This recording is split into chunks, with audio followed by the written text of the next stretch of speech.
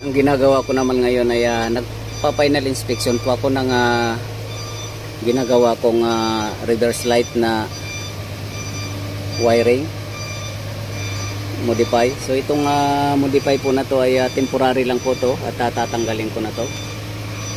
So ang ginawa ko kasi dito yung switch po ay nagkaroon po ng loose contact yung reverse light nito. So ito po ay Howo dump truck na 380. So fully electronic type. So since nagkaroon po ng problema yung switch na nakalagay dito sa transmission, ay nilagyan ko po ng temporary wire po na nakalawit at didikit lang po to at magre-reverse na po siya. So ayun po, kung napapansin nyo po ay tumutunog po yung back horn.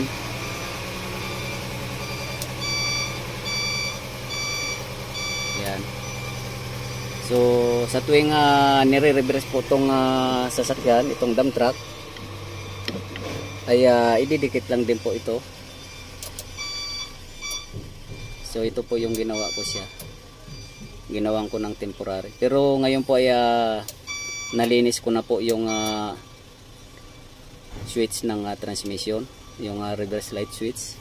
Ay pwede na po siyang gumana ng normal. Kaya tatanggalin ko na po to, pero ipapakita ko po yung reverse light switch po sa transmission.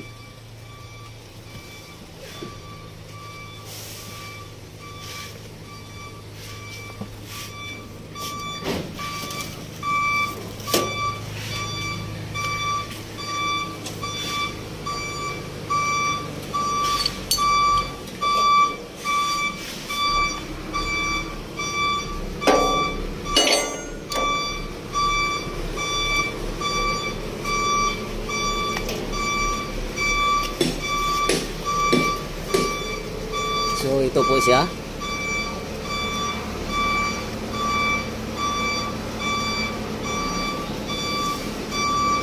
Yan.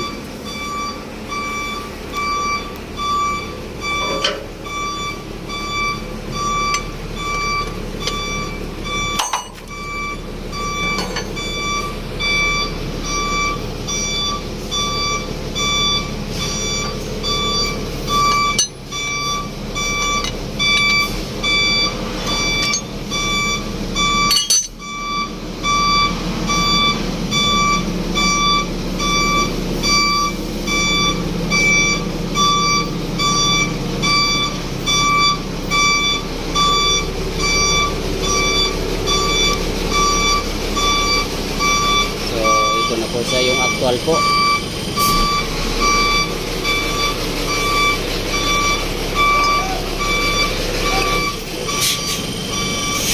So nalinis ko na po siya. Yan, so parang ang nangyari po ay naging sticky po ito.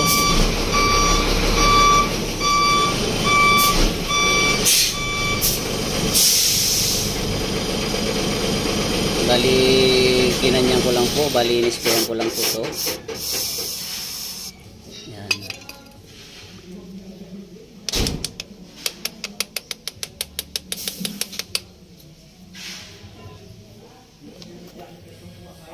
So bali ganun lang po yung ginawa ko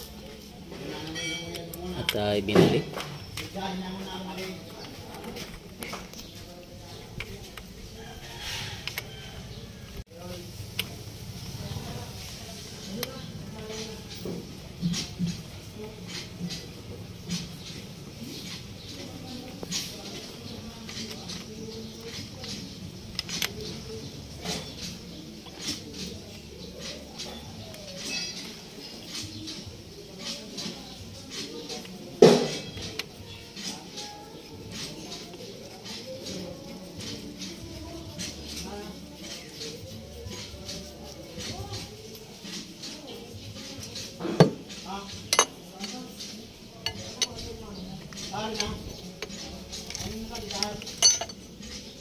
Nakakadya ko na kayo, nagpauli na. Sila na. Dapat bang trabaho sila, lo. Parang naman sila, yan.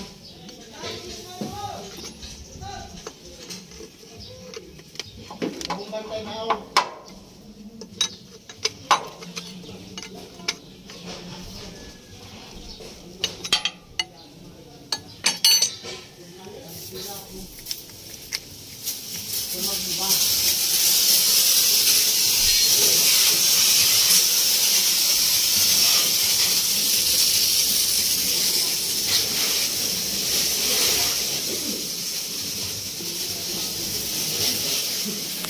So ayan na po, ito po yung reverse light switch, at ito naman po yung park and neutral switch or drive switch, park, neutral and drive. Ayan. So yan po, nagkaroon po ng sticky yung pinaka-stem nya, yung ano, kaya hindi po magkukontak ng maayos sa loob. So hindi po gumagana yung reverse. At ititesting po natin sa taas. Dapat po ay makikita po natin yung reverse position doon sa dashboard. At maririnig po natin yung tunog.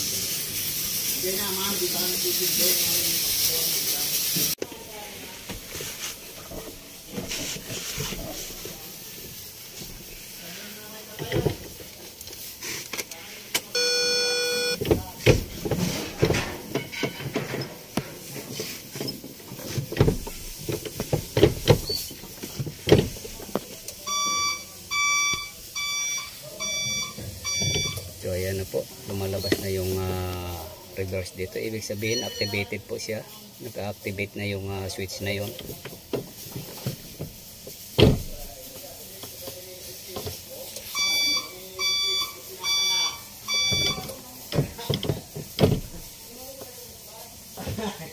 Kaya ka ito nag-resign.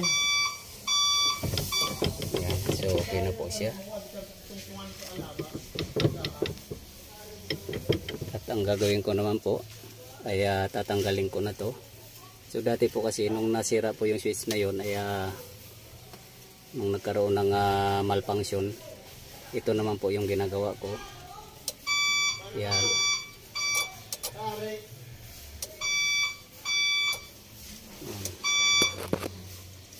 So habang nagre-reverse siya ay ididikit lang po to.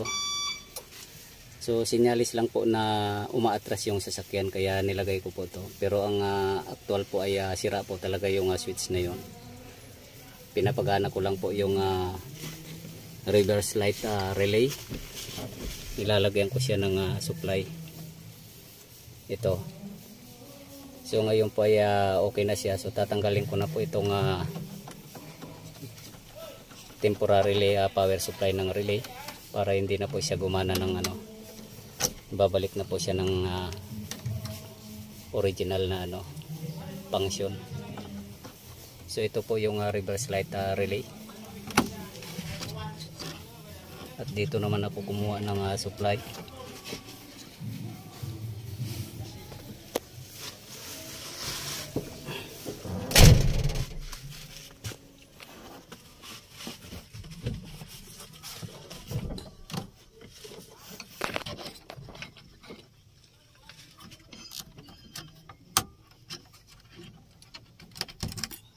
Yan.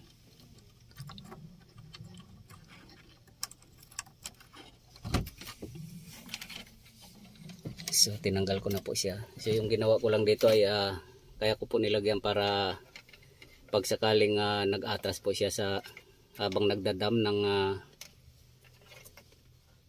karga, buhangin o kaya boulders, ay magkaroon po siya ng ilaw at signal po doon sa likod na paatras po yung dump truck.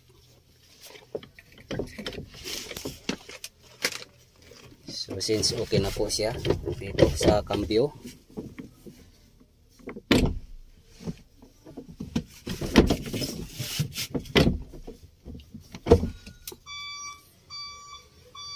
ayan.